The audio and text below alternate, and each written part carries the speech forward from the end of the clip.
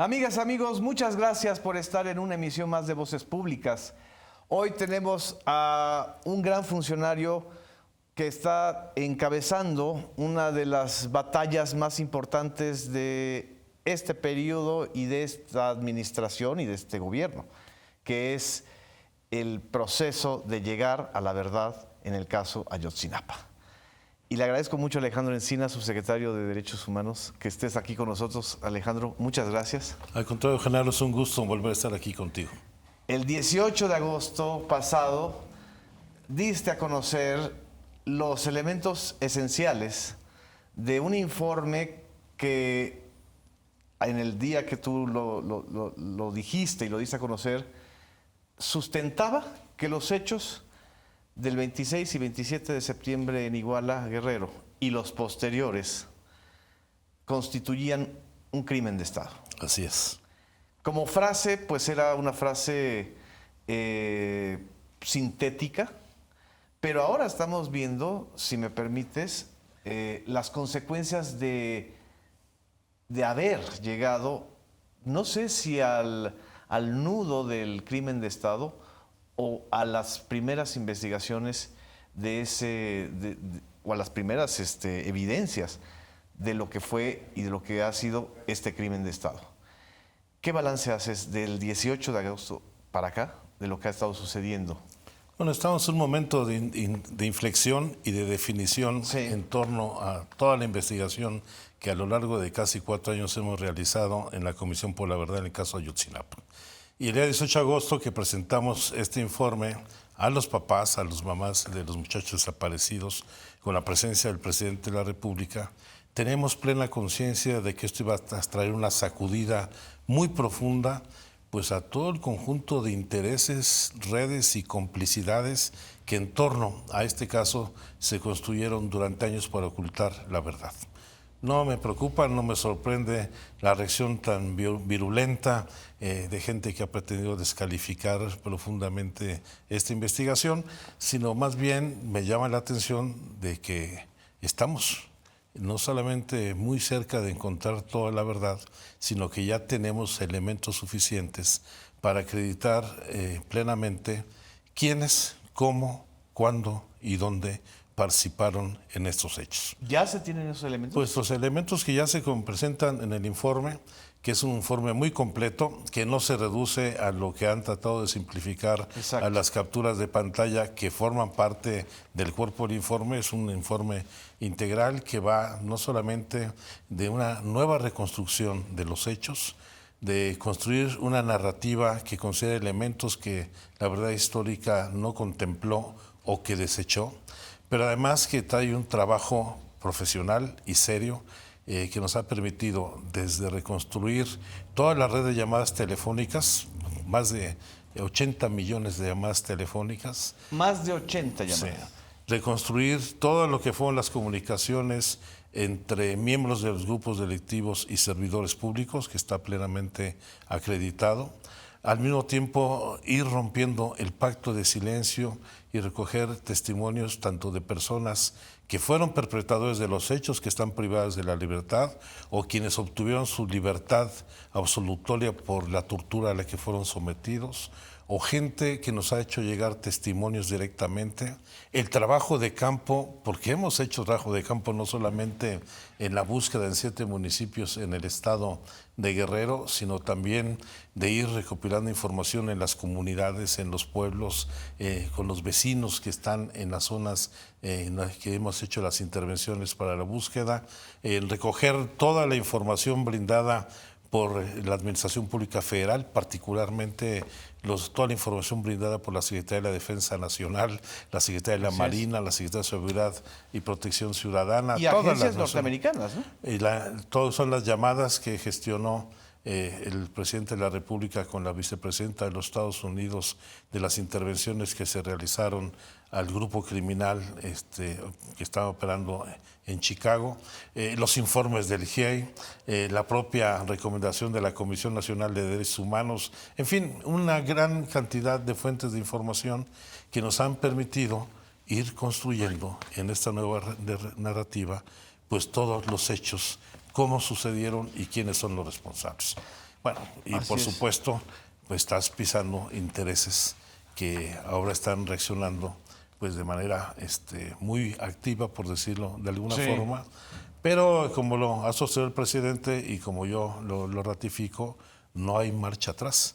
Estamos convencidos de que el trabajo que hemos instrumentado es consistente, tendrá que judicializarse.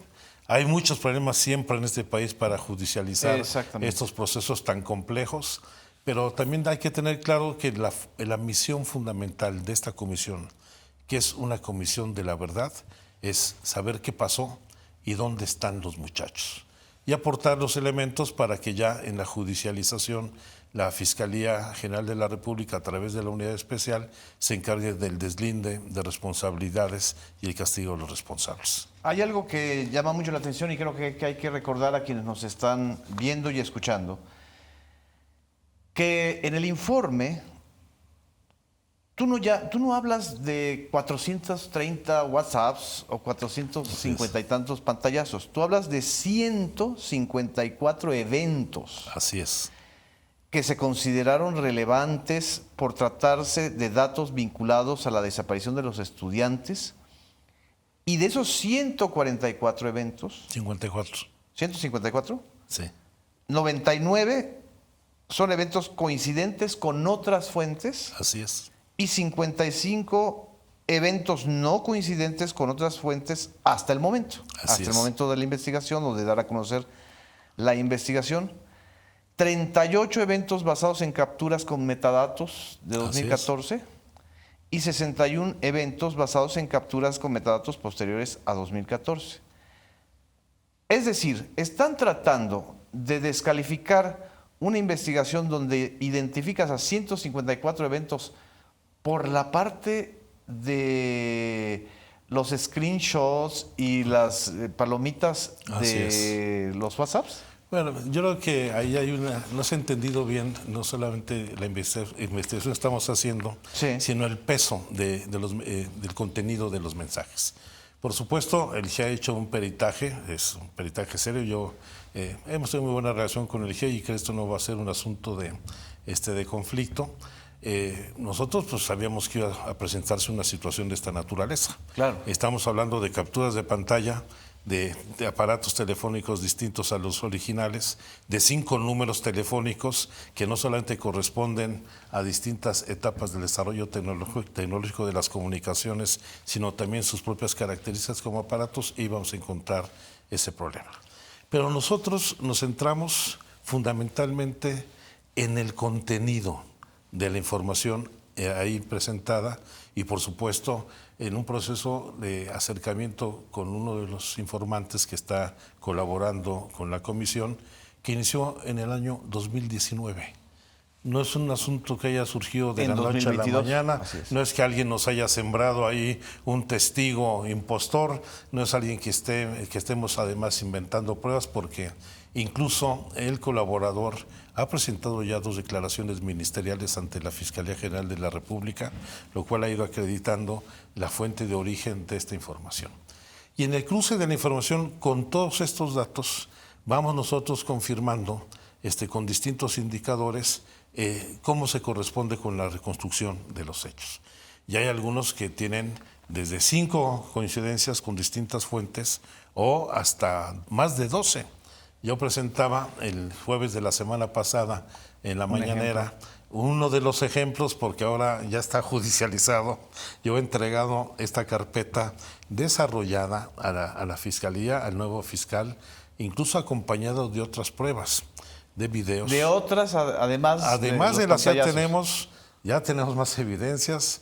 Estoy acompañado de unos videos con testimonios que hemos recogido en la propia comisión. Estos ya están en la fase de judicialización y pues vamos confirmando que esta nueva narrativa se corresponde con el conjunto del informe. Esto abre líneas de investigación que podrán o deberán judicializarse. Creo que en el alegato de estas llamadas dicen que toda vez de que no se puede acreditar el origen directo de estas comunicaciones, no se podrán formar parte del proceso de judicialización. Y es algo que yo he comentado con los integrantes del GIEI y por supuesto que nos abre una línea de investigación muy concreta. Tenemos que llegar a la fuente original de la información. Okay. Y esa va a ser una de las líneas fundamentales de nuestro trabajo en estos momentos, en coordinación con la Fiscalía Especial. ¿No se ha llegado a esa fuente original? Tenemos los indicios, espero que pronto tengamos el acercamiento para tenerlo plenamente corroborado. Pero además hay otros elementos que forman parte de la investigación en la unidad especial, como son una segunda entrega que hizo el juez de Chicago directamente a la Fiscalía Especial, con todas las intervenciones que se realizaron previo a los hechos de la desaparición entre el grupo delictivo de Guerreros Unidos, en donde se sustenta gran parte de la consignación que se ha hecho a las personas que actualmente están detenidas. Este es un asunto también paradójico. ¿Que no está incluido en el informe esto? No, por supuesto que no, porque el pliego de consignación se presentó antes de la presentación del informe, así es. Y el informe está en proceso de judicialización. Entonces, todo este alegato que traen algunas personas por desconocimiento, por mala fe, por ignorancia, o por querer generar confusión. O generar confusión deliberadamente, pues la verdad es que no tiene sustento, y ahí hasta demandas penales quieren presentar. Hay abogados que, por cierto, están procesados, están bajo investigación, o que defiende a un grupo de militares que no sé cómo le hacen para pagar los honorarios de un buffet que cobra más de $1 millón por juicio. ¿$1 millón? Bueno, esas más son o de menos las cosas costo... interesantes que a ver, ahora sí quién pompó. Pero el asunto, yo creo que es un asunto distractor del asunto de fondo. Lo que representa el esclarecimiento de estos hechos, aunque estoy consciente que nos falta mucho por conocer el paradero de los muchachos, es una ruptura con el pasado y con la red de complicidades, de intereses, de negocios, de las viejas relaciones del poder que hoy se ven sacudidas, porque jamás, como lo dice el presidente de la República, se imaginaron que fuéramos a actuar y llegar a este nivel de las detenciones. Algo que creo que es importante porque muchos no lo entendemos o no se comprende en medio de este ruido que se ha generado, es que hay dos momentos. Uno es el momento en donde la Fiscalía Especializada o la unidad especializada en la que estaba el fiscal Omar Gómez Trejo y ahora está el nuevo fiscal, Rosendo Gómez Piedra. Rosendo Gómez, judicializó antes del 18 de agosto una serie de evidencias, ¿no? Así es. Y a raíz de eso se giraron órdenes de aprehensión, ¿no? Así es. No es que las órdenes de aprehensión, por ejemplo, se hayan detonado a raíz de que tú presentaste el informe, ¿no? El informe detona pues toda la respuesta política y una acción de Estado, porque como lo hemos dicho, lo dice el señor presidente, esta es una acción de Estado en donde se están haciendo concurrir los esfuerzos del Poder Judicial, de la Fiscalía, del Poder Ejecutivo, para resolver un crimen de Estado. Exacto. Y por supuesto, son dos momentos distintos, pero que estoy convencido que independientemente de que se hayan retirado algunas de las órdenes de aprehensión, hay elementos suficientes para avanzar en acreditar responsabilidad a otras personas. Y bueno, aquí hay ejemplos muy contundentes. La semana pasada se detuvo al exsecretario de Seguridad Pública del Estado de Guerrero y a un expolicía de Huitzuco. Que jamás había sido mencionado, al menos de que yo recuerde, ni en los informes del GIEI anteriores a este gobierno, y mucho menos en la verdad histórica. Y resulta que había órdenes de aprehensión anteriores realizadas antes de la presentación de ese pliego. Creo que la llegada del nuevo fiscal, y aquí independientemente de que reconozco la buena relación y el trabajo que tuvimos con Omar Gómez Trejo, sí, va a ayudar a ir a poner orden en un asunto que se había venido manoseando mucho, porque dentro de la propia Fiscalía se siguen manejando pues grupos, intereses, compromisos, estas redes que en gran medida han pretendido entorpecer y reventar la investigación. ¿Es muy porosa todavía la Fiscalía General de la República? Sin lugar a dudas, yo creo que si bien ha habido cambios importantes, pues lo cierto es que en la mayor parte de los casos solo le cambiamos el nombre de la Procuraduría para que haya una Fiscalía General. Aunque también hay que decir que ha habido esfuerzos por el propio fiscal para hacer cambios que todavía no acaban de consolidarse. La detención de este sábado, de este fin de semana del ex jefe de la Policía Estatal de Guerrero, ¿es también resultado de la llegada del nuevo fiscal? ¿O ya estaba preparada? Ese ya estaba, sí. Sí. No es resultado, sino es una coordinación que se ha reconstruido entre el nuevo fiscal y la Agencia de Investigación Criminal de la propia Fiscalía. ¿Qué tan importante es esta detención? Yo creo que es muy importante porque va a permitir dilucidar cuál es el papel que desempeñó lo que es el Cuerpo de Seguridad del Estado de Guerrero en todo este proceso, donde, como lo acredita los informes del GIEI, la investigación de la Huélica y nuestro propio informe, pues se da cuenta de que hubo colusión y participación de policías estatales en el proceso de desaparición de los muchachos. Y en el caso de las órdenes de aprehensión contra otros militares que no son mandos, sino de otro tipo, ¿cómo va el proceso? El fiscal especial está haciendo la revisión, más aún cuando aparecen nuevas evidencias, en lo particular contra algunos de los mandos, y como pues ya se ha señalado, en todos los casos donde se acrediten delitos y responsabilidades, se va a actuar.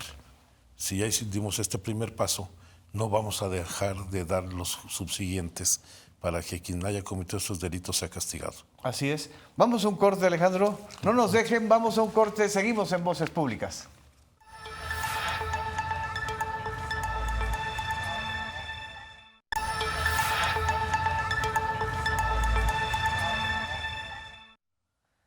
Regresamos, amigas y amigos, a Voces Públicas. Estamos con el subsecretario Alejandro Encinas.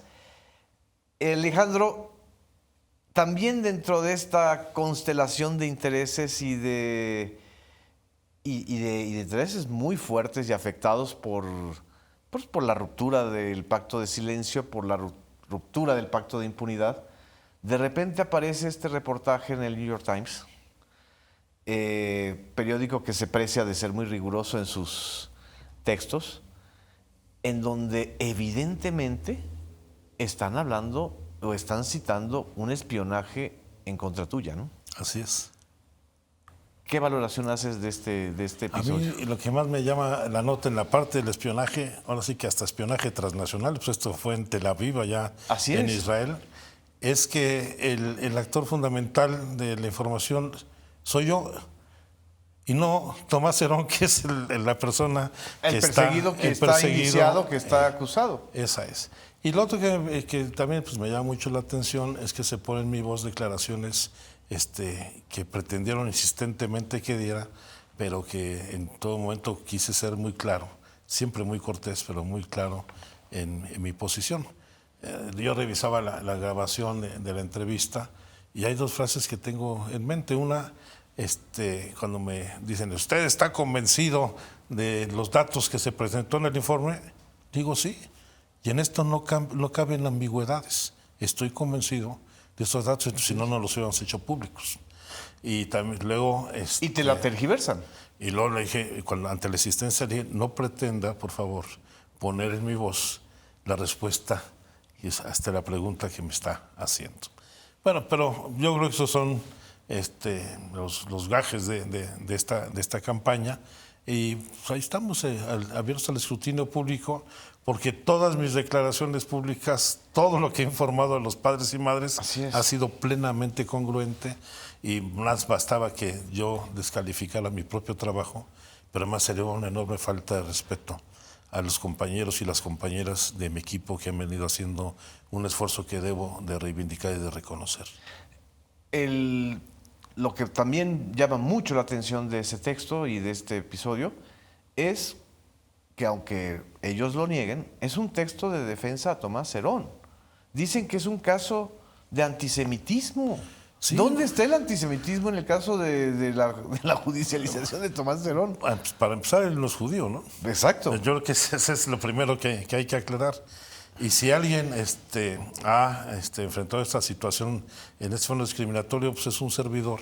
Exacto. Desde que hicimos la ley contra la discriminación en la Ciudad de México y cuando incorporamos estos temas de combate al antisemitismo en la Constitución de la Ciudad de México. La verdad es que a veces no hay ni pies ni cabeza en estas cosas. Pero hay una secuencia lógica, yo creo, porque el texto también de New York Times, al texto de New York Times lo precede la columna de Penilei Ramírez, Sí. donde ahí sí, son válidas los pantallazos que se filtran. Exacto. ¿Sí? Creo que no sé cómo hacer esta reflexión, Alejandro. ¿Hay una hoja de ruta o están desesperados por descalificar todo lo que sea relacionado con la caída de la verdad histórica? Sí, entran unas contradicciones abismales, ¿no? Lo Sí. que antes criticaban ahora lo defienden, lo que antes defendían ahora lo critican, pero pues, es lo que a nosotros nos anuncia o nos da certeza de que estamos llegando al fin, al centro de la verdad. Y esa es pues la reacción de todos los intereses, como decimos, todos los callos que hemos pisado en este proceso de investigación, que estos ahora son los más públicos, pero que hemos ido enfrentando a lo largo de 4 años. Primero las inercias, las resistencias a la apertura a la información, luego las descalificaciones de que se ha hecho objeto, del amedrentamiento que se hace hasta con denuncias penales que pues no creo, sinceramente no amedrentan a nadie porque hay Convicción. no convicción, sino apego irrestricto a nuestro desempeño a la ley. Y bueno, ahora hasta espionaje, pues a ver qué sigue. Pero Y hubo asesinato de posibles testigos. bueno, ¿no? lamentablemente sí ha habido gente que incluso ya buscando colaborar hubo atentados contra su vida. Pero no quiero meterme en ese tema, vamos a ver cuál es la situación en la que nos encontramos ahora y vamos a seguir adelante y estoy convencido de que tendremos resultados. Creo que la ruta que construiremos en los próximos días con el GEI de manera conjunta va a dar resultados. También ahí se ha distorsionado mucho la conferencia de prensa que hicieron ayer, donde dicen que efectivamente no se puede judicializar y que no se puede confirmar la veracidad de la información, pero tampoco dicen que son falsos. Exacto. Pues porque no se puede quitar su veracidad o su falsedad. Pero descalifican una parte, 181 de 400 y tantos, ¿no? O sea, Sí, ni siquiera todos.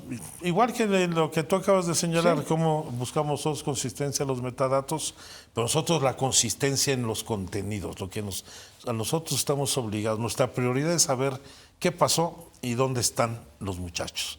Y de eso, pues no vamos a movernos, vamos a ser inflexibles.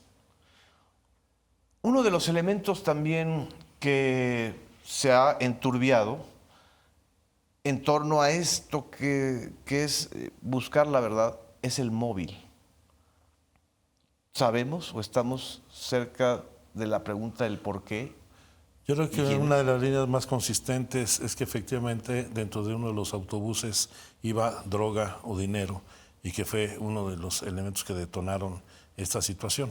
Aunque también en el análisis de contexto que viene en el informe hay indicios de los niveles de tensión que existía. Primero en la disputa por la plaza entre el grupo de los Rojos y el grupo de Guerreros Unidos, los enfrentamientos previos que se presentaron entre estos dos grupos, la presunción de que dentro de los estudiantes pudieran ir algunos elementos del grupo antagónico y esto generaba suspicacia, como se muestran algunos de los mensajes que están pidiendo a certificar si hay determinadas personas dentro del grupo de los estudiantes, cómo hay antecedentes de confrontación entre los normalistas de Ayotzinapa y el gobierno de Abarca en el municipio, particularmente después del homicidio de un activista político, Exacto. Arturo Hernández Cardona, en donde hubo una manifestación donde se toma el Palacio Municipal y Abarca advierte que no va a volver a permitir ninguna situación de esta naturaleza, demostrar quién es la autoridad. Así es. Y ahí dicen de quién es la plaza en en parte los que nosotros hemos dado como argumentos. Entonces, pues hay todo una reconstrucción de los antecedentes, el contexto. Y eso se vuelve cada vez más consistente. Sin lugar a no hay dudas. Contradicción ahí. Incluso con los mensajes donde se señala del movimiento Los Paquetes que ya hay libertad para hacerlo, aunque en el paquete refiriéndose pues a la posible droga o dinero que pudieran estarse manejando.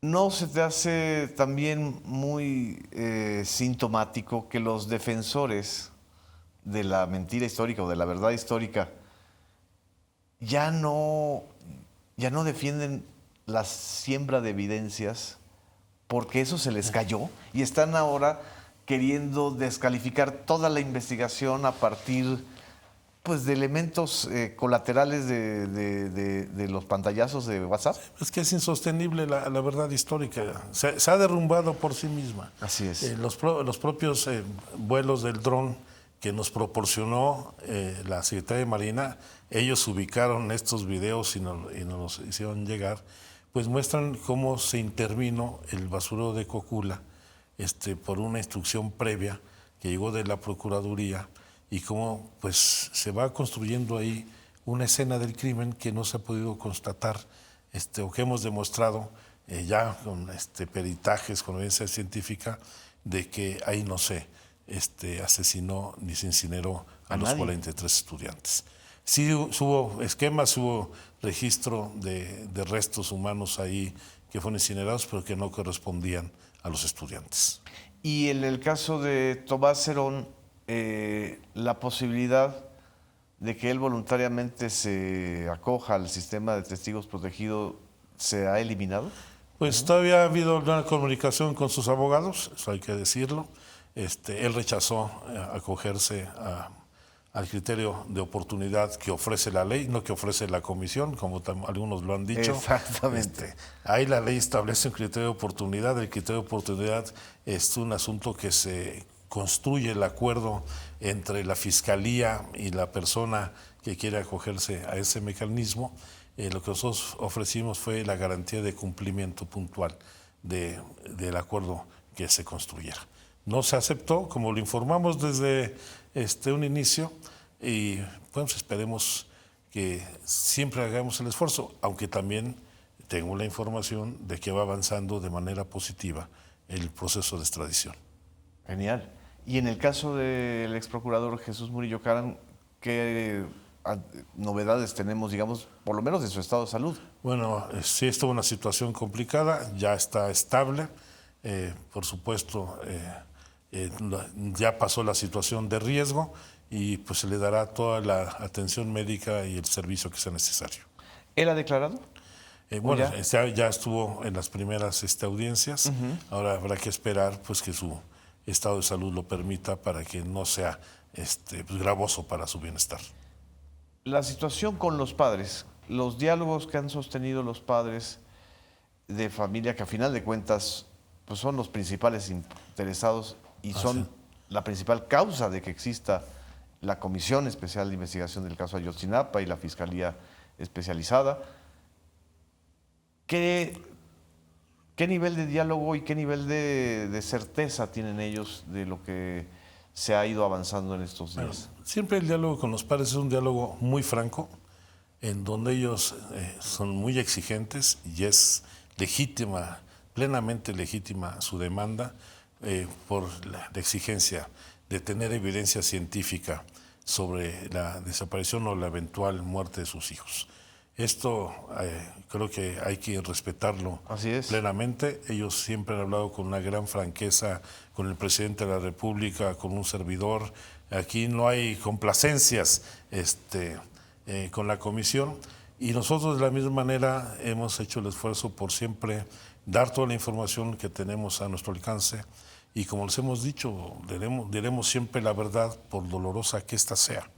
Y por supuesto que ahora en esta nueva etapa, después de la reunión que sostuvimos con el presidente de la República, daremos un informe de estos 154 eventos que ya están entregados a la Fiscalía para que tenga acceso a ellos el GIEI, los propios padres, y profundizar las líneas de investigación que de manera conjunta podamos construir con ellos en esta nueva etapa. Va a ser muy importante que se reúnan a la brevedad posible con el nuevo fiscal. Yo creo que ese es un asunto de la mayor importancia, que espero sea más tardar la próxima semana, para que haya ya también permitir al fiscal que tenga mayores elementos de toda la situación que guarda actualmente el proceso de investigación. ¿Qué pasó con el fiscal Gómez Trejo? Porque también hay una gran cantidad de especulación y de intrigas y de Yo creo que insidias. hubo tensiones internas en la Fiscalía, prácticas o instrucciones que no compartió, y razón por la cual él decidió separarse del cargo. ¿Significa o antecede la renuncia de Omar Gómez Trejo una ruptura con el GIEI? Porque él fue secretario técnico del GIEI. No, yo sé, Omar y el GIEI siempre han mantenido una relación muy estrecha. Pero no es que la posición crítica del GIEI en esta conferencia de ayer sea resultado de la renuncia de Omar. No, yo no veo ningún problema entre ellos dos. Nada. No, nada. Y la permanencia de 2 de los 4 integrantes del GIEI garantizaría entonces el acompañamiento del GIEI durante lo que viene, ¿no? Yo que lamento que se han retirado 2 de los integrantes, pues lo cierto es que el trabajo de Ángela Buitrago y de Carlos Beristain es muy reconocido, garantiza no solamente continuidad, sino también que se pueda ir consolidando lo que ya hemos avanzado. Ellos van a presentar aparte su propio reporte o dictamen pericial después. Bueno, ya lo presentaron. Que es el que se hizo ayer. Así ¿no? es. Y bueno, están en su derecho, ellos son un órgano coadyuvante. Pero ellos no están diciendo que no fuera un crimen de Estado. Es decir, ellos están sosteniendo que sigue la misma línea de la tesis del informe de la comisión, ¿no? Sí, tenemos muchos puntos de encuentro y de coincidencia. Ahí lo digo con toda claridad. Yo tengo un análisis desarrollado de todos los temas y los asuntos en los que coincidimos absolutamente. Creo que esa es una parte muy sólida de la investigación. ¿Cuáles son? Digamos, para son el asunto del crimen de Estado, el involucramiento de elementos de las Fuerzas Armadas, el camión con la posible aportación de droga o de dólares. Son muchos de ellos. Incluso las evidencias sembradas. Todo el análisis que se ha hecho no solamente el Basurero de Cocula, sino de Río San Juan, también en eso tenemos plena coincidencia. En mucho la reconstrucción de los hechos, ellos participaron con nosotros y los sobrevivientes en la reconstrucción de los hechos. Coincidimos también en el análisis de la red de llamadas telefónicas. O sea, a veces se sobredimensionan algunas diferencias, que tenemos diferencias, pues sí, pues no somos monolíticos ni homogéneos, y nuestra función es distinta a una comisión de la verdad, a esta coadyuvancia que se tiene con la Fiscalía. Exacto. Que tiene que garantizar con pruebas así irreductibles que se pueda iniciar un debido proceso que luego se convierte en el principal obstáculo para llegar a la verdad. Por eso hay que diferenciar lo que son las tareas de la construcción de memoria y verdad de lo que es un proceso de judicialización que tiene estándares distintos y formas distintas en su implementación. Genial. Vamos a un corte, no nos dejen, seguimos aquí en Voces Públicas.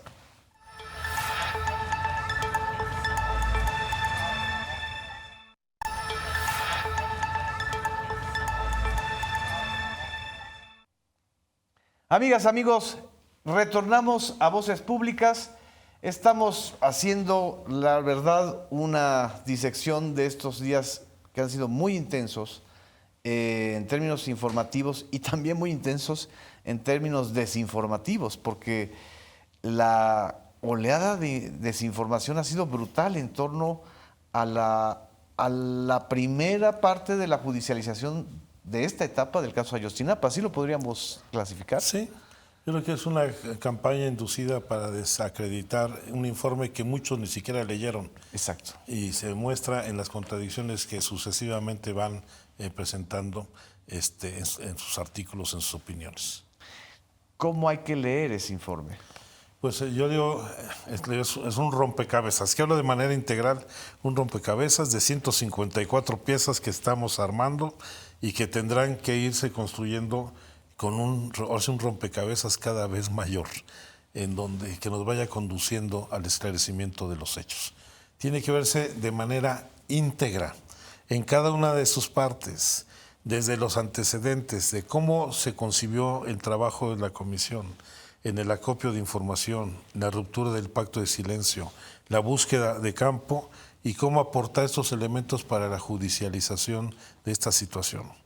Todos los antecedentes de contexto, cómo, cuándo, dónde se dio, no solamente los problemas entre la Normal y el municipio de Iguala, cómo se fue configurando el grupo delictivo, cómo se fueron construyendo las relaciones de poder y de complicidades entre el grupo delictivo y servidores públicos de distintos órdenes de gobierno. Tiene que verse de manera integral, porque no es un hecho espontáneo que haya surgido de la noche a la mañana, sino ahí lo que se acredita como un crimen de Estado, que es la colusión de autoridades, no solamente para cometer un crimen, sino para ocultar la verdad de los hechos, es el resultado de una red que se construyó a lo largo de muchos años. ¿No te da la impresión, Alejandro, de que esta descalificación es la continuidad del crimen de Estado? Solo que ya no están al frente del Estado quienes estaban coludidos, ¿no? Y son la continuidad de una defensa, la defensa de la verdad histórica, que ya es indefendible, porque ya ni siquiera ellos hablan de la misma. No. Así es que es el de pretender ocultar lo que fue y que hemos denominado un crimen de Estado, que no es un asunto de consigna política, es un asunto de objetividad dentro de lo que es un concepto del derecho internacional de cómo el Estado participó con grupos delictivos en la comisión de varios delitos.